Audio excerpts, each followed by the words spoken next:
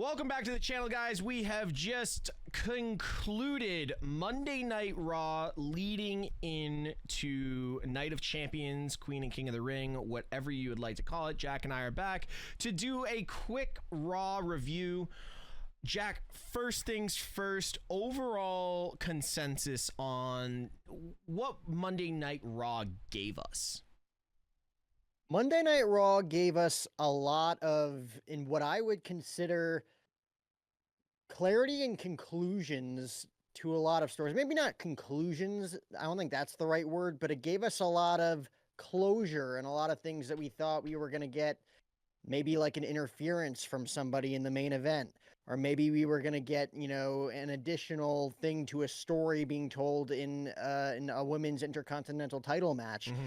Maybe we thought we were going to see more in a story, but to what you just said before we went live here, some people are using some decisions that we've seen politically to, you know, give themselves an out of a certain story being told this upcoming Saturday in Saudi Arabia. So I thought it was very interesting to see how a lot of things were navigated. But nonetheless, I was very entertained. I'm always entertained by Monday Night Raw. Some Monday Night Raws people are disappointed by. Some people are very entertained and they feel like a story was paid off certain weeks, or we saw something that was really exciting, or we saw something that was really boring. I thought this was a week which we saw things that were predictable yet entertaining. Yeah, I'm going to go down the exact same path as you on this, but I tend to be a lot more critical of Monday Night Raw because this is the show that I enjoy the most in the week. It doesn't matter what wrestling show you can put on. It doesn't matter if AEW is about to put on like an all-in or an all-out that you know like 10 of the matches on the card are going to be 5 stars or more. Monday Night Raw is my show. I grew up with Monday Night Raw. I love Monday Night Raw. There was actually a cool spot tonight during Gunther's promo where he referred to it's not 1999 anymore. And I realized like 1999, I was a kid loving pro wrestling just as much as I love pro wrestling now. But to my original point, I am much more critical of Monday Night Raw than I am of all the other shows. Monday Night Raw tonight filled in a lot of holes in storylines and gaps that we had questions to. Obviously, the Liv Morgan situation, the Saudi Arabia situation, the women's tag championship situation, and there's another situation that, the Karrion Kross situation. A lot of stories and a lot of information was given us today to make Monday Night Raw a lot better than the overall production of the show was. Overall production and matches, I have my opinions on that, but the show giving us what sports entertainment needed to give us, I thought it was top tier. So let's start off right at the start of the show. Seth Rollins cutting a promo that I will say that if you are to look at everything Seth Rollins has ever done on the mic, and I think I'm going to go to the COVID times, back to the Performance Center, where the Messiah version of Seth Rollins, to me, is still untouchable. If that was in front of fans, that would have been the most over Seth Rollins ever was. That story was perfect for Seth Rollins. We're getting more of this now, and the promo that Seth Rollins cut tonight is arguably in the top 5 promos that Seth Rollins, maybe even top 3, that Seth Rollins has ever cut in his WWE career. And he needed it, right? Yes. I think Bully Ray always touches up on it on Busted Open Radio of Seth Rollins, ever since he turned heel, like, has not given me like any real reason to believe of his heel turn. Even if you want to call it a heel turn, he really didn't really turn heel. He just joined forces with Paul Heyman in a heelish way, but remained the same character that he had been, right?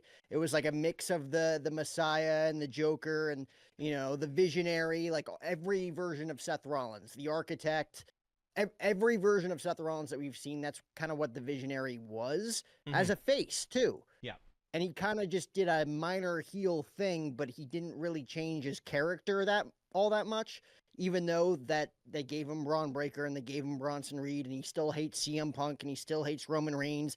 Him turning against Sami Zayn was probably the most heelish thing that he did, considering that they were friends, but his character really wasn't all that different despite all of the heel pieces that they added to him. And Bully Ray didn't believe in the character. He's like, just give Seth Rollins a microphone and have him say whatever the hell he wants to make him a believable heel, to make him a believable guy that he hates the fans, because we really haven't seen that. The most heel thing that he's ever said was, I'm going to take all of you with me, even if you're kicking and screaming. I'm going to take you with me into the future, right? Yeah. Because you might not believe the vision now, but you're going to see that the vision was good and that I was the one that led you to it. Kind of in a babyface way, even though he was a heel. Mm-hmm. This was the first promo that made you believe, okay, Seth Rollins has officially turned on the fans, and he's also just raving about himself, about what he's going to do down the line and what he's able to do with the backing that he has. So I agree with you in the sense that this was one of his top 5 best heel promos of all time. Yeah. But at the same time, we finally got that version of Seth Rollins that we've been craving for the last 6 months. Yeah. We've been craving for a different side of John Cena that we really weren't seeing. We were getting like that whiny version of John Cena. That pipe bomb promo against CM Punk, that was the first time that we saw a heel John Cena that the fans could actually get behind, right? Yeah. I feel like tonight was the beginning of the start for this next era of Seth Rollins and what they're trying to do with him, Paul Heyman, Braun Breaker, Bronson Reed, and just about anybody else that could join. We're finally starting to see what that layer is going to be. That's what I take away from that promo tonight. No, absolutely. And like you said, it's one of those ones that was desperately needed for this faction. I think the only thing this faction is really needing now is probably a name and maybe a 4th member. I'm of the opinion that we're not done here. What Seth is building, I don't think we're done, and I'm really enjoying the rumors that we're hearing, and I don't want to jump into a Raw review and have it just a rumor mill review, but I like where and what I'm reading and where this could be going. So, no, Seth Rollins definitely needed this. Then we go into Braun Breaker versus Penta. First off, Braun Breaker versus Penta on paper is a PLE event match, man, and these we already guys saw it at a PLE. Yeah. We saw it at the biggest PLE. Yeah, and this gave us everything. Penta's so cool, man. That's the one thing I want to say about Penta. Like, you can make Penta lose, but he's gonna do it with style and grace, almost like Eddie Guerrero did back in the day. If Eddie Guerrero was losing, he was losing in style, and Penta has that.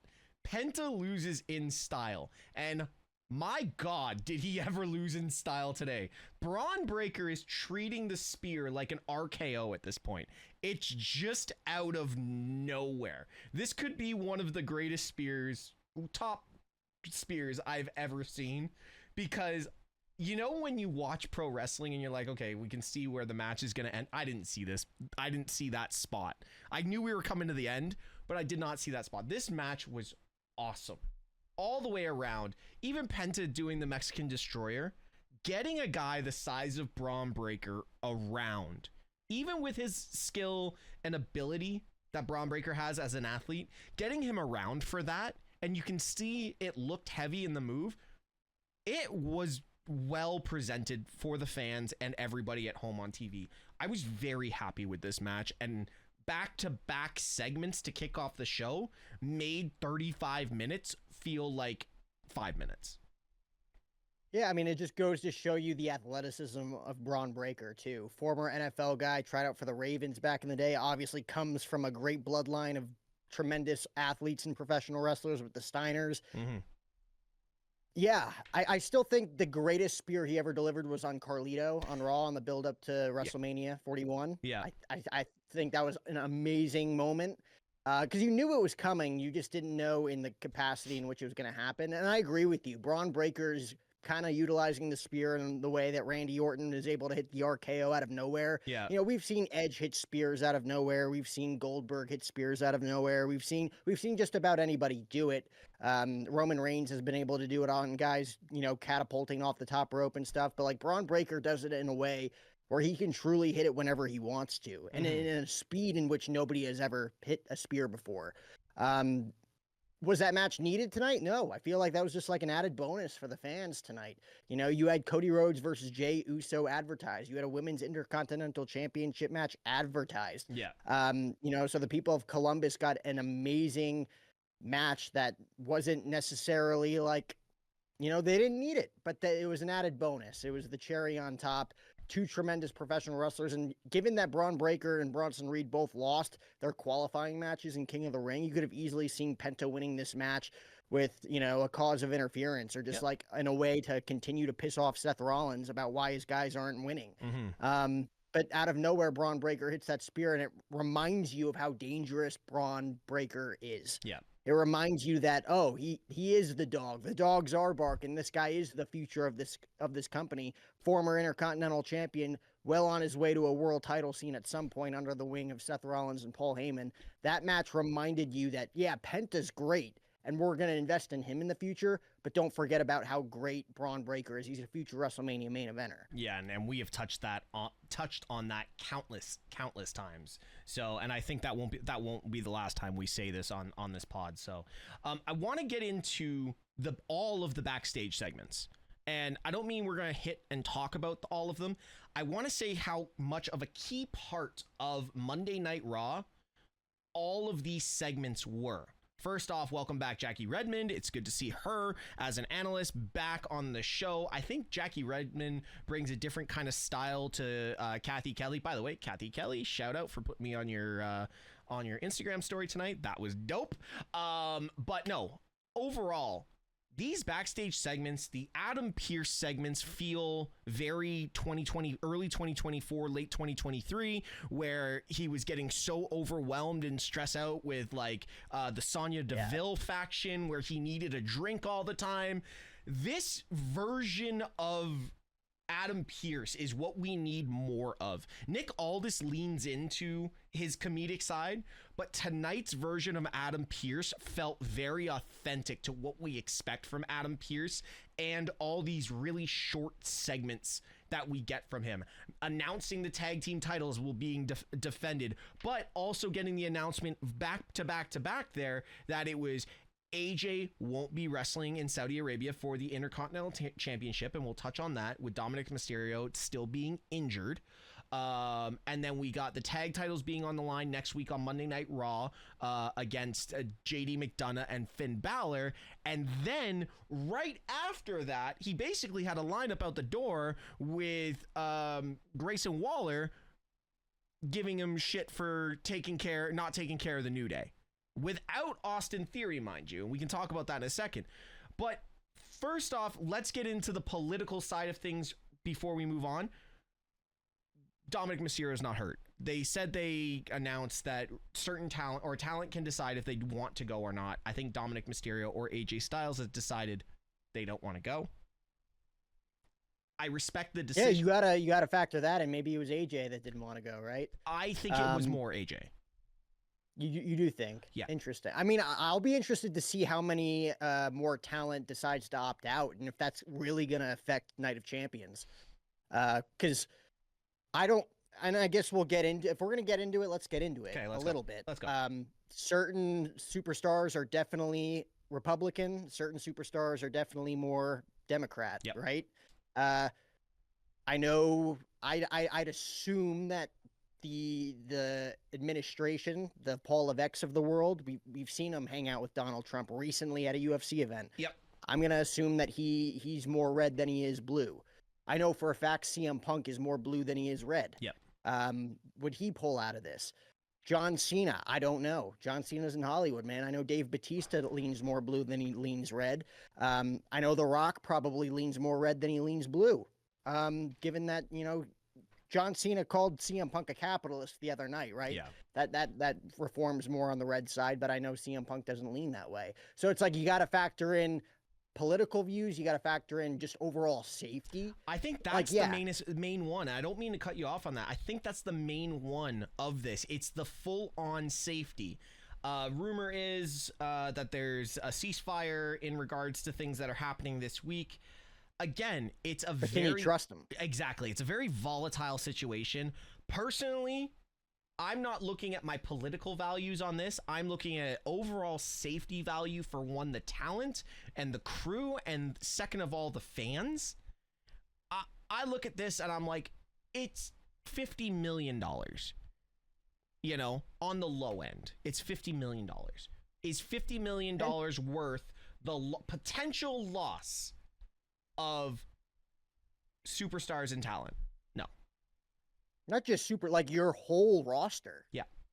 The people that make you that 50 million, the people, the John Cenas, the CM Punks, the Seth Rollins, the Jey Usos, the Randy Ortons, the Cody Rhodes, the people that made you that $50 million deal. Yeah. Could you imagine? No, I don't want to imagine. I don't want to imagine. If something went wrong, that's your whole company. Yeah. So, point being, you and I are both on the same side. I don't want this event to go ahead. From what I've read just before jumping on here with you, still happening. Not a fan of the idea.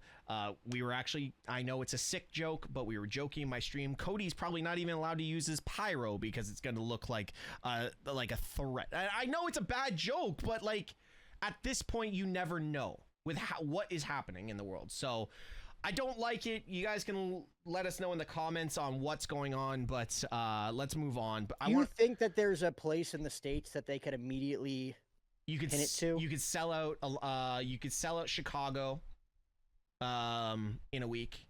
You could sell out Barclays in New York in a week. You could sell out Vegas. You could sell out the Inuit Dome. You could sell out the Inuit Dome in LA in 24 hours.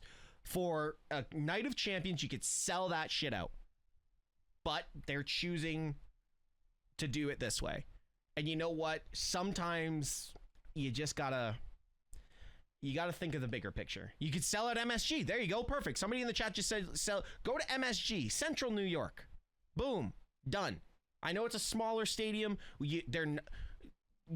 Here's another one. Why do you have to go to Saudi? Go to the O2 in London. You could sell that out in a couple of minutes. You could sell out what was the stadium they were in for Backlash in Paris? Yeah. Go to totally. You know what I mean? There's endless options, right? Endless options, but we also don't understand the confines of the money that's being invested. And I know, like, you can argue that their livelihoods are at stake potentially, given everything that's gone on in the last 48 hours. But we don't understand the contractual engagements that they have to fulfill. We really don't understand the contractual obligations that WWE has tied in with Saudi and what they have to do.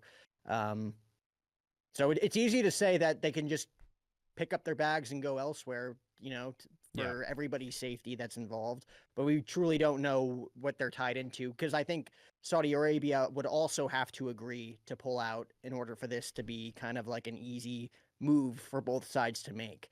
And Saudi Arabia has a lot to lose if WWE just pulls out.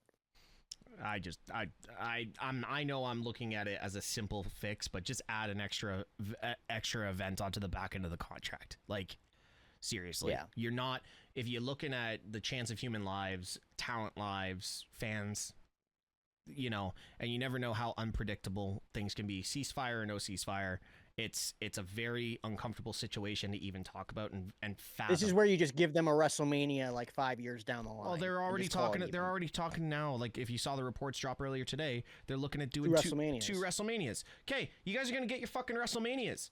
Here, enjoy it. Sorry, this frustrates me that, like, we have to talk about this. And I saw another thing today. Guys our age have now lived through a pandemic, 9/11, a couple of world-ending scenarios, and now we're looking at a potential another global war. And it's just like, why are we talking about this when we're involved in pro wrestling? Like, it shouldn't be involved and affecting pro wrestling, but because of money and, no disrespect, greed, this is part of the situation, and I don't like it. Can we get back to Monday Night Raw? Yeah, let's talk about your favorite superstar, Bill Goldberg. Fuck off. Had an interview with Michael Cole. Good interview, though. It made it feel real. As a producer, well produced. Yes. One of the best produced backstage interviews. I mean, it wasn't backstage, but like it was like on location, right? That was a good interview. It helped build the match. Mm-hmm. I liked it. I like Goldberg felt authentic. He felt like 1999 Goldberg. He felt real. Yes, he's older. Yes, his family was involved in this. The one thing I like is that they did give us that this is the retirement match. So the fans that are hating on this, and I know Michael Cole and Corey Graves kind of covered it at the end, saying, "Oh, what if you win?" And he's like, "Oh, it's an interesting dynamic then." That's cool, but at least the fans know that that line is probably not going to get crossed. Gunther's going to take a few bumps, but at the end, Gunther's or Goldberg's probably going to get choked out and get his swan song. He'll get his wave to the crowd, and off we go. But go ahead. Or, you know, the other alternative. Goldberg wins his final match. WWE adds prestige to the World Heavyweight Championship by having a Hall of Famer hold it. And then you got that guy with the Money in the Bank contract waiting. That goes back, that takes away from what our conversation was about the cash-in. I really like our first scenario regarding John Cena being the cash-in. I want to stand by that. Seth has made the world title, and he referenced that in his promo today. Seth made the world title what it is. I prefer that Seth Rollins gets his Night 2 WrestleMania main event with the undisputed WWE Championship and not the world title, and cash in on Cena or whoever's holding it. Deep down, man, after SmackDown, I can see Cena dropping to Punk and them running it back for one more time this year at SummerSlam. So I don't know. I think if anything, John Cena, his promo, like I said, it gave us the heel John Cena that we've always wanted to see. Yeah. Like, it's here. It's starting to cook. Oh, yeah. Which means that the fans actually like John Cena again, right? Yeah. I think that was a promo in which 14 years ago we saw CM Punk expose John Cena in WWE. John Cena just exposed CM Punk and TKO. Oh, yeah. 14 years later. Oh, I really enjoyed that because the two lines I loved is like, you're not the voice of the voiceless or whatever he said. He goes, "You're a fucking millionaire," basically. It's like, dude, Yeah. you know, you're a millionaire. You've done everything you need to do. You've made your money off all the people, you know, and like you said, you're a capitalist, you know, and you were, what did he say? You were the best in the world for 7 minutes 14 years ago. What a line. What a Because if you really look back, like, that was the biggest moment when he walked out of Chicago with that title. Absolutely. Like, everything else since then has been nostalgia leading back to that moment. Yeah, exactly. Like, actually, everything CM Punk has done, minus his feud with Drew, you can't take away his feud with Drew, because everything that Punk has done since being back, his feud with Drew really stands out as something that will be watched back in 10 years, and you're going to look at that and you're going to be like, holy shit, that was that damn good. Like, that was that damn good. But everything else with Punk has seemed cookie cutter-ish. Like, it almost irrelevant, but relevant to this build right now with John Cena, you know? And Cena, when we said last Monday that Punk violated Cena on the mic, I have never seen someone respond with their own violation of someone. And granted, I'll say this right now, my video of John Cena's promo goes up tomorrow on my channel.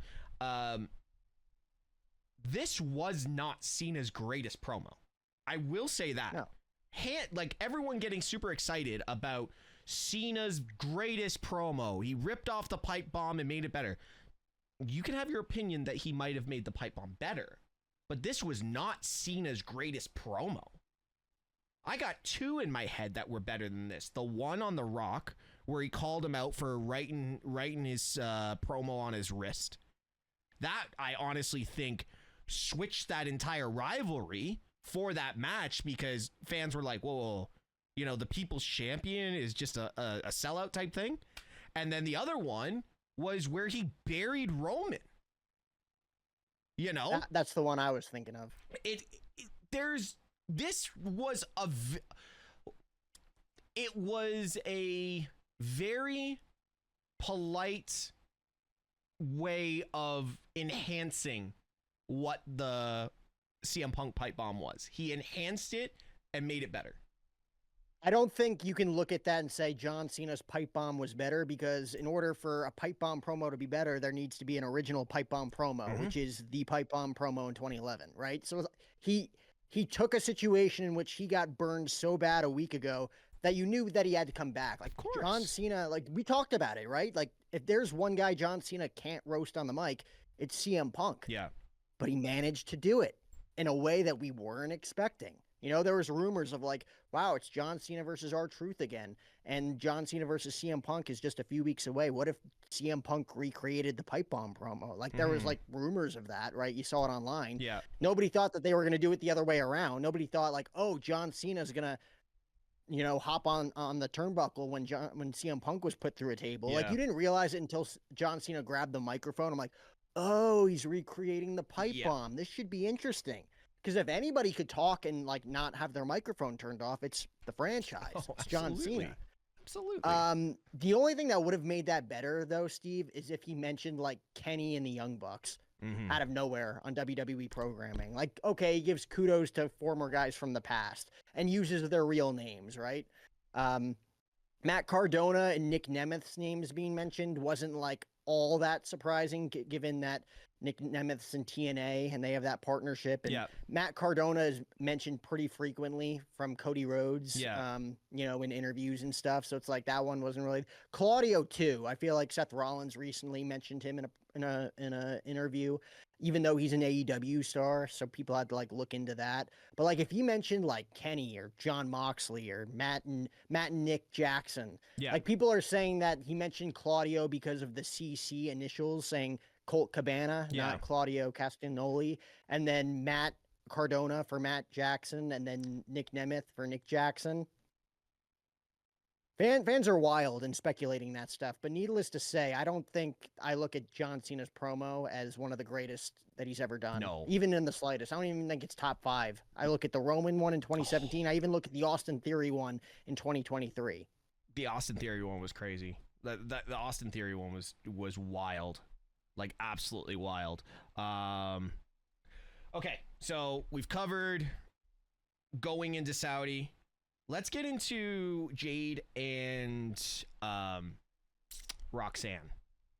Don't think we were the more I watch Jade Cargill wrestle, the more I fall in love, dude. Like she's awesome. Yep, she is. She's awesome. She's a superstar. The finish was messy, and that's the only critique I'm gonna have on it. The match overall, great match. Finish, very messy. Didn't like it. Right pick, absolutely. But this is Jade's to lose now. This is Jade's to lose at Night of Champions, and I really think going into this tonight, I thought for a split second that Roxanne could be getting that push for this and bring more to the clubhouse. But overall, Jade is definitely, it's hers to lose, especially against the likes of Asuka. This is a big showing for Jade as well. Going up against Asuka in something like this, especially in Saudi Arabia, with how they feel about the women's matches, and I know they have gotten better, but Jade is very out there, and she's very, you know, she loves to show her body off. So this right now is all about Jade's wrestling ability and talent in the ring going into this match. So it's a big pedestal against someone like Asuka, because they did tease EO Asuka tonight as well. So it's a big coin flip right now. And I am not sure how I feel about it, because I don't want to see Jade fold under the pressure.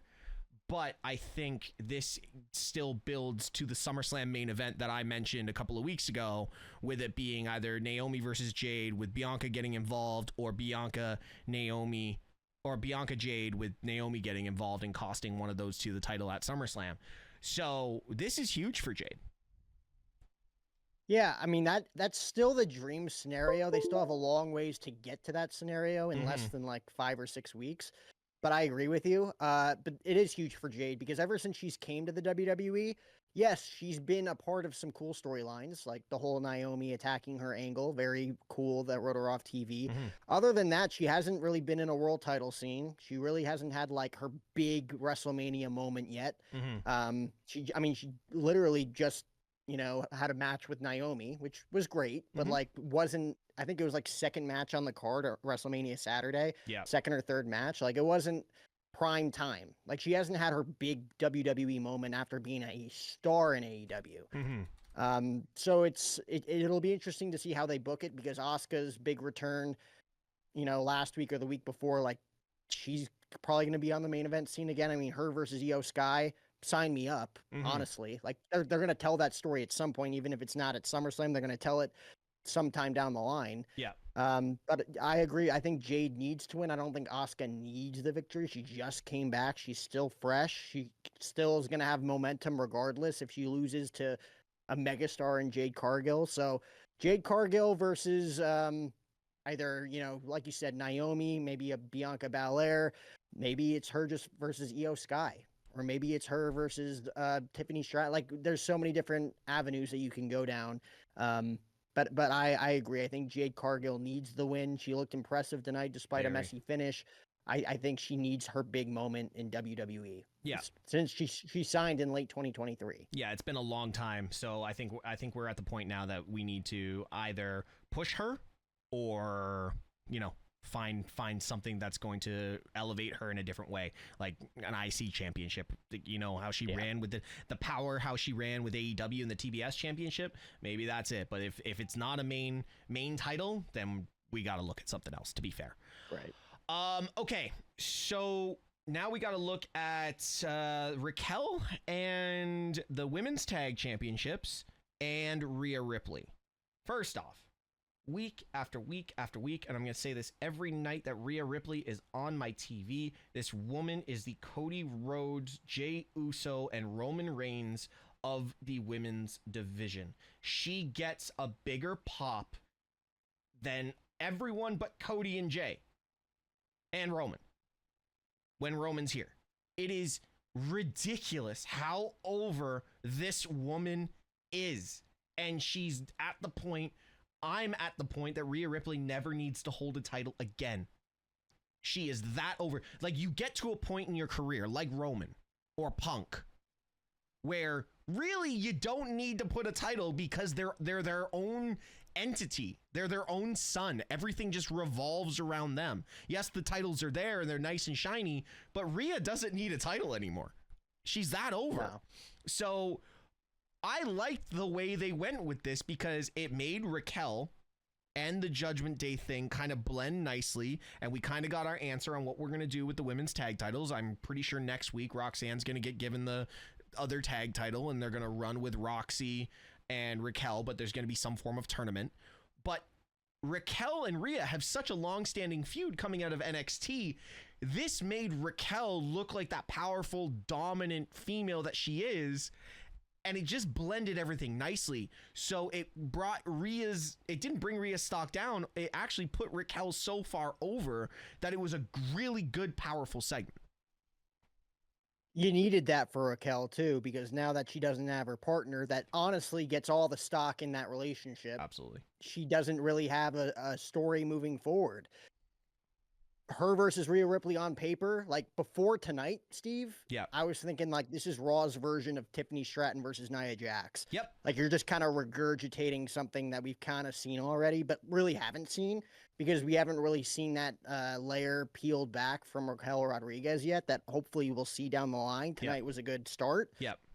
But Raquel Rodriguez, who's supposed to be dominant and hasn't really looked insanely dominant since joining the Judgment Day, now has an opportunity to step back out from under that shadow that she was under Liv Morgan, and maybe step out in a big way to where maybe she does pick up an upset win on Rhea Ripley because, like you said, she doesn't necessarily get hurt by any scenario now because she's the OTC of the women's division. Like she really is what Becky Lynch was 6 years ago. Yep. In my opinion, with Rhea Ripley. So like you have an opportunity here to elevate Raquel Rodriguez to another level to where when Liv Morgan comes back, she's on the same level, if not bigger. And it adds certain layers to this whole dynamic of the women's all three women in the Judgment Day. You know, if you elevate Raquel Rodriguez to that level, then Liv Morgan's going to have problems. We already know Liv Morgan's got problems with Roxanne Perez. There's going to be a whole lot of dynamics going on with the Judgment Day that makes them so much more interesting moving forward and allows that story of the Judgment Day to, you know, continue down the line. We talked about it. If Finn Balor messes it up again and blows it all up again, will it really be the Judgment Day? I don't know. But maybe if Raquel Rodriguez, of all people, can get on a different level, maybe you add some intriguing stories there. Absolutely. And she seems to have been, over the last year, kind of like the Braun Strowman. And I don't mean to use Braun Strowman as a reference to Raquel because of the relationship they had, but it just gives me a similar vibe. She's just kind of there. Even though she's a tag champion, it almost feels like she's just been kind of there. This against Rhea definitely elevates that stock for Raquel, which she desperately needs. All right, last two things. I want to get into the main event, and I also want to get into Sammy and Karrion Kross. Announced tonight. Karrion Kross, the fans have been heard. Kross is getting his match, and at Night of Champions of all things. First off, my opinion, I think this is the filler for AJ and Dominic Mysterio. They needed something. First off, that's the filler, and Sami Zayn needs to be on the card somewhere in Saudi Arabia. Like mentioned last week, it's a big event for Sammy. Karrion Kross and Scarlett, what a performance by Kross tonight. That sell of the punch, because that punch looks stiff. Like, gnarly. Like, that looked stiff, and then Scarlett's like, oh, stop it. Like, knowing he's completely not hurt, which was pure Killer Kross in every facet. So what is your opinion on them choosing to do it on Night of Champions? Because obviously Sammy being in a big position over in Saudi Arabia.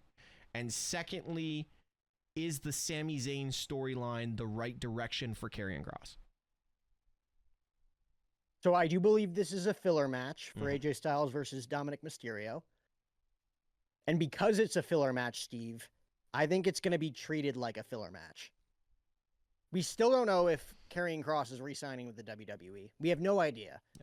But if he's not, like it's rumored to believe that they're not going to renew his contract, this could legitimately just be a filler match with a guy who's just backstage, always trying to manipulate Sami Zayn, always trying to manipulate AJ Styles, always trying to manipulate everybody on the roster. This could just be a scenario where Sami Zayn has a clean victory over Karrion Kross and Karrion gets his few jabs in. Yeah. Like, to me, I would not be shocked if that's the turnout that we saw when there's a lot of people online and a lot of, like you and I, who love Karrion Kross and want to see him get a big opportunity in WWE. We just haven't seen it, and I don't think this is going to be the beginning of that opportunity for Karrion Kross. I truly just believe that this is going to be a filler match that they were probably going to have on Raw one of these next few weeks anyways. Yeah, that's what I thought I don't think this is going to be a big moment for Karrion Kross like a lot of people think. And I'm on the same level as you are on this. I thought this was going to be a match for next week on Monday Night Raw. Even when they announced it, I was like, okay, next week on Raw. Raw's stacked next week. We got the tag titles. We've got Sammy and Kross. I'm like, this is going to be great. Nope, Night of Champions. Whoa, okay. Let's go. Let's run it. If we don't re-sign Karrion Kross, this could be actually more damaging to his character. And if he goes over somewhere else, they're going to push Karrion Kross to the moon. Like they will push. They might even, I've already said it. I think Karrion Kross and kind of what they're doing with the House of Black, with Aleister Black, bring Karrion Kross in and redo the House of Black type thing. And we can do that on a whole other video. But I think this is a major filler match. And if Kross doesn't go over in this match on this stage and physically dominate Sami Zayn, there's a lot of problems that are going to be backstage for Karrion Kross, and the fans are going to have an uproar because it's like you're literally putting Kross in a no-win situation. Kross wins, he gets booed. Kross loses, WWE gets booed. So there's got to be something else involved in this, in my mind. But also, like, can Sami Zayn ill afford to lose another match? This is what I'm saying. I feel like you're right. It is a lose-lose Yeah. because it's like if Cross wins, good for him. But like, what does that mean moving forward for Karrion Cross? If Sami Zayn wins, yeah, Sami, I believe, needs the win after losing, in my opinion, a very weirdly booked match against Randy Orton. A great match. I Yep. just don't think he should have lost that match.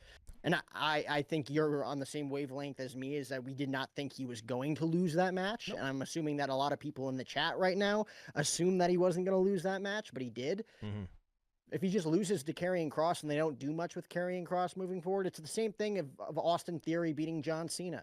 It's like, yeah, great, he beat John Cena, but what did he do after that? Like, if Karrion Cross beats Sami Zayn, they have to book him well moving forward in the way that fans kind of expect, which they rarely do. Yeah.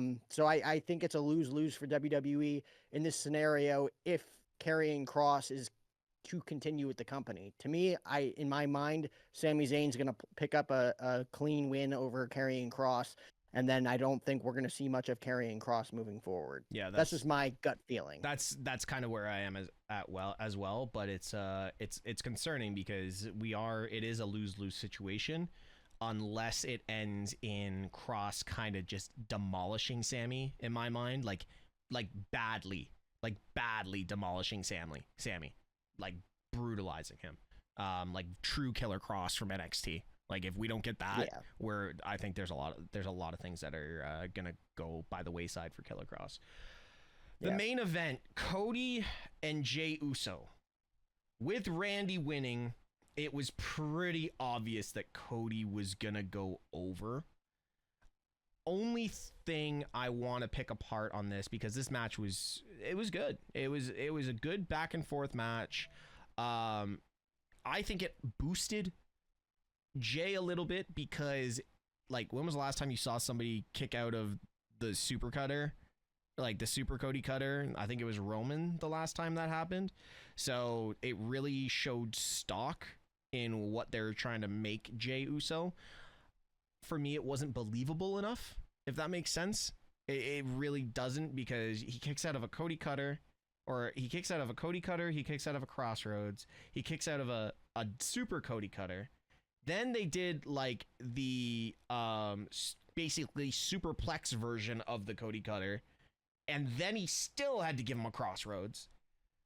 And it just seemed like he had to put the entire arsenal on Jey Uso, and then Jey Uso loses again, and now we're back to the middle of 2024 again, where Jey was just losing. They were throwing stock at Jey Uso, but he was losing. So where was the emphasis on we should get behind this guy? And this goes back to Jey Uso not needing the title anymore because he's so overselling merch. It almost feels like they're just putting Jey in the situation because he's selling so much merch. And this is the only thing I can see, is he's a walking billboard right now. I want Jey Uso to be seen for his wrestling, and the way they started the match, it was a wrestling match. It was an old school 80s wrestling match. It almost felt like one of the Wild Samoans versus Dusty Rhodes. And then it got to almost like WrestleMania Night 2, having to throw everything and the kitchen sink in. So it was a good match. We knew Cody was going to win. Cody versus Randy, legacy, all that kind of stuff. Great. I think this was, for me, the most disappointing part of the night. I don't know. I think it went as according to plan. I could have seen Jey winning, like I said, like Seth Rollins and Cody Rhodes having their stare down last week. I could have seen Seth Rollins' crew getting involved. That was my prediction last week. Obviously, we didn't see it, and the more I think about it, the more it didn't make sense. Seth Rollins was only out there last week because Jey pinned Bronson Reed, and he was mad. But yeah, I mean, I personally would have loved to see them hold off on Rhodes versus Orton. To where Cody like turned, or vice versa. Randy Orton probably turns on Cody Rhodes in that potential scenario for a feud down the line. Cool, we're getting an exhibition, face versus face, number one contender. Maybe it ends in a way where Randy Orton is involved in the WWE title match at SummerSlam, and it's not just a one-on-one match between Cena and Rhodes. Because personally, I think that's the road they should go down. I think there should be like a mega, like, triple threat, fatal four-way, six-pack challenge scenario at SummerSlam to continue to build to the Cena Rhodes match, which eventually will happen down the line where Rhodes wins back his title. Yeah. But I don't necessarily love Jey Uso losing a big match to Gunther 2 weeks ago, only to win a big fatal 4-way and pin Bronson Reed, which made him look strong. Yeah. Only to lose again. I know he's losing to like the franchise guy right now and the biggest babyface in the company, and I get it. Like there's no shame in losing to Cody Rhodes. No. But it's just I don't love how they're booking him right now. Not to sound like Rikishi or anything, but it's like what are we doing with Jay? What's Jay's stock going to be going into SummerSlam, and what's that match going to look like? Because as of right now, I don't know what Jey Uso's plan is for SummerSlam. I think you're on the right track, especially with SummerSlam being 2 nights. I think it's going to be like how they did WrestleMania 40 with the tag match being the main event, and whatever the stipulation of the tag match is how the night 2 is going to go. Interesting. I didn't think of it that way. Yeah, I think there's going to be a lot of other avenues they can go down with each storyline. So I can see them playing that. It's a great situation to have with the 2-night PLE. You know, you don't use it all the time, but when you use it, holy shit, is it fucking brilliant when they use it. And I think with every major player that they have involved right now, this is an opportunity to use it. And I don't know what the story could be here, but I'm okay with sitting back and enjoying it and understanding it. So that's my thought on it. Like saying we don't know where Jay's path is for SummerSlam. There's an option of him still being involved in the world title. If Randy wins King of the Ring, which I'm pretty sure Randy lost last year, I don't think Cody needs it because Cody can just get a championship opportunity whenever he wants. But I think Randy losing last year, type thing, I think he getting that redemption kind of thing. I think it's better for Randy, and then it could line up John Cena again, or Randy could go for the world title. Doesn't matter which way, but I think Cena's the more predictable. So if then you can put Jay right into the title picture again at SummerSlam. But Jay's got so many paths. There's a good opportunity for it. But I think Queen and King of the Ring, globally, professionally, and on the entertainment side is going to be a very interesting weekend. And I'm looking forward to doing the review with you this weekend on that, because we could have a lot to fucking talk about. That could be a 2-hour show at that point. And sorry for the F-bombs and all the swearing on this one, guys, because I'm a little heated on how things are going. But Jack, I'm going to let you start it off this week. What was your overall rank of Monday Night Raw this week? I believe I went 8.5 2 weeks ago, 7.5 maybe last week. Mm-hmm. I'm going to go 7 this week because there was a lot, but at the same time, it didn't really give me like the same sting that the last week or two gave me on Monday Night Raw. Yeah. We had Ron the Truth Killings reveal himself and cut his hair, right? Mm-hmm. Cena and Punk had their promo in Phoenix. We had Gunther and Jey Uso. Like, that was a great Raw. Mm-hmm. And then last week we had tremendous fatal 4-way matches. Yep. We just had bigger moments to where this week just kind of felt predictable, right? We did get Jey Uso versus Cody Rhodes, two of the biggest stars, two of the biggest baby faces, one-on-one. Mm-hmm. Predictable outcome. Yeah. We did see a women's intercontinental championship match, but it ended in a very predictable manner with Lyra Valkyria, right? Mm-hmm. There were moments in which you thought like they could do something big here, but they didn't really do it. So to me, and I think Rikishi would agree with me, wasn't the best Monday Night Raw of all time, with the ending and everything. So I'm going to give it a 7 because, again, on paper, it was great. Yeah. And I don't really look at it as bad Raw. They could have done more. Yeah. I think with the time, because they did go 2 hours and 35 minutes tonight, or 37 minutes. I'm actually going to go right with you on this. Because of so the way I look at it, matches and then the backstage stuff. The backstage stuff made up for kind of what the matches were tonight. and the promos really took the cake. I think, again, I could talk about Seth's promo all day long. I'm going to go with a solid 7 out of 10 just because of the backstage segments. Like, and we didn't even touch on this one, but the Rhea Ripley, Adam Pearce, like 8-second thing that we got, I thought was pure gold. It was just like Pearce being like, yeah, I've given up on my night. Rhea, you can have whatever you want. And I thought that was fantastic and just shows how powerful Rhea is. So yeah, 7 out of 10. I'm gonna go with that, and I think I did 7 last week as well. So solid show. The one thing I have found is a lot of the Raws leading into the PLE have fallen flat this year.